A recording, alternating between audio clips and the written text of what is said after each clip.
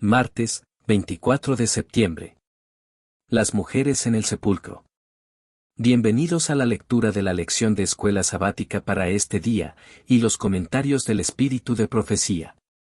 Las mujeres que habían estado al lado de la cruz de Cristo esperaron velando que transcurriesen las horas del sábado. El primer día de la semana, muy temprano, se dirigieron a la tumba llevando consigo especias preciosas para ungir el cuerpo del Salvador. No pensaban acerca de su resurrección de los muertos.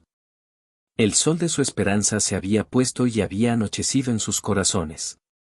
Mientras caminaban, relataban las obras de misericordia de Cristo y sus palabras de consuelo. Pero no recordaban sus palabras, os volveré a ver, Juan 16:22. Le Marcos 16:1 al 8, ¿qué sucedió y cómo respondió la mujer al principio? Marcos 16:1 al 8. Cuando pasó el día de reposo, María Magdalena, María la madre de Jacobo, y Salomé, compraron especias aromáticas para ir a ungirle. Y muy de mañana, el primer día de la semana, vinieron al sepulcro, ya salido el sol. Pero decían entre sí, ¿quién nos removerá la piedra de la entrada del sepulcro? Pero cuando miraron, vieron removida la piedra, que era muy grande. Y cuando entraron en el sepulcro, vieron a un joven sentado al lado derecho, cubierto de una larga ropa blanca, y se espantaron. Mas él les dijo, no os asustéis, buscáis a Jesús Nazareno, el que fue crucificado, ha resucitado, no está aquí, mirad el lugar en donde le pusieron. Pero id, decid a sus discípulos, y a Pedro, que él va delante de vosotros a Galilea, allí le veréis, como os dijo. Y ellas se fueron huyendo del sepulcro, porque les había tomado temblor y espanto, ni decían nada a nadie, porque tenían miedo. Desde el comienzo del Evangelio, el lector sabe que Jesús es el Mesías. Pero en el texto mismo, la primera persona no endemoniada que lo reconoce como tal es Pedro, en Marcos 8:29, y esta declaración ocurre recién en la segunda mitad del libro. A lo largo del Evangelio de Marcos, Jesús pide a las personas que mantengan en reserva quién es él o sus curaciones milagrosas. En Marcos 1:44, dice a un leproso que no cuente su sanación a nadie. En Marcos 5:43, pide a Jairo y a su esposa lo mismo acerca de la resurrección de su hija. En Marcos 7:36, dice a un grupo que no digan a la gente acerca de su curación de un sordomudo. Y luego ordena a sus discípulos no decir a la gente que él es el Mesías, Marcos 8:30, ver también Marcos 9:9.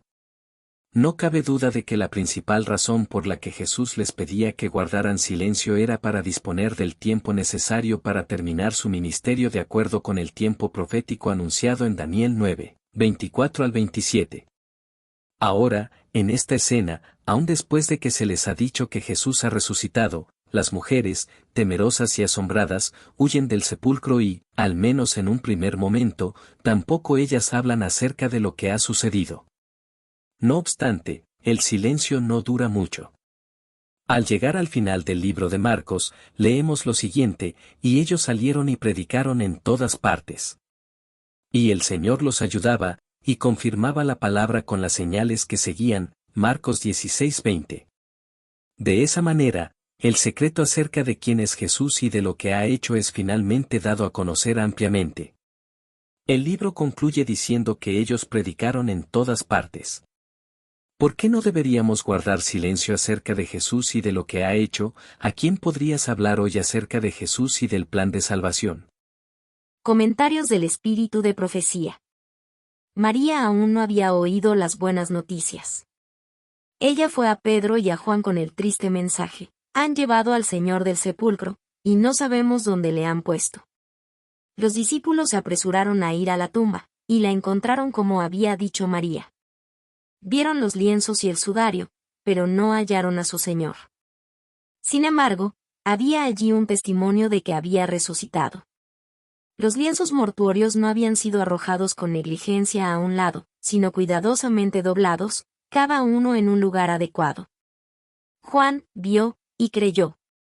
No comprendía todavía la escritura que afirmaba que Cristo debía resucitar de los muertos, pero recordó las palabras con que el Salvador había predicho su resurrección: el deseado de todas las gentes, Página 733. María había sido considerada como una gran pecadora, pero Cristo conocía las circunstancias que habían formado su vida. Él hubiera podido extinguir toda chispa de esperanza en su alma, pero no lo hizo. Era Él quien la había librado de la desesperación y la ruina. 7 veces ella había oído la reprensión que Cristo hiciera a los demonios que dirigían su corazón y mente. Había oído su intenso clamor al Padre en su favor. Sabía cuán ofensivo es el pecado para su inmaculada pureza, y con su poder ella había vencido. Cuando a la vista humana su caso parecía desesperado, Cristo vio en María aptitudes para lo bueno. Vio los rasgos mejores de su carácter. El plan de la redención ha investido a la humanidad con grandes posibilidades, y en María estas posibilidades debían realizarse. Por su gracia, ella llegó a ser participante de la naturaleza divina. Aquella que había caído, y cuya mente había sido habitación de demonios, fue puesta en estrecho compañerismo y ministerio con el Salvador. Fue María la que se sentaba a sus pies y aprendía de él. Fue María la que derramó sobre su cabeza el precioso ungüento, y bañó sus pies con sus lágrimas. María estuvo junto a la cruz y le siguió hasta el sepulcro. María fue la primera en ir a la tumba después de su resurrección. Fue María la primera que proclamó al Salvador resucitado, el deseado de todas las gentes. Página 521. Cristo dio a la Iglesia un encargo sagrado. Cada miembro debe ser un medio por el cual Dios pueda comunicar al mundo los tesoros de su gracia, las inescrutables riquezas de Cristo. No hay nada que el Salvador desee tanto como tener agentes que quieran representar al mundo su espíritu y su carácter. No hay nada que el mundo necesite tanto como la manifestación del amor del Salvador por medio de seres humanos. Todo el cielo está esperando a los hombres y a las mujeres por medio de los cuales pueda Dios revelar el poder del cristianismo.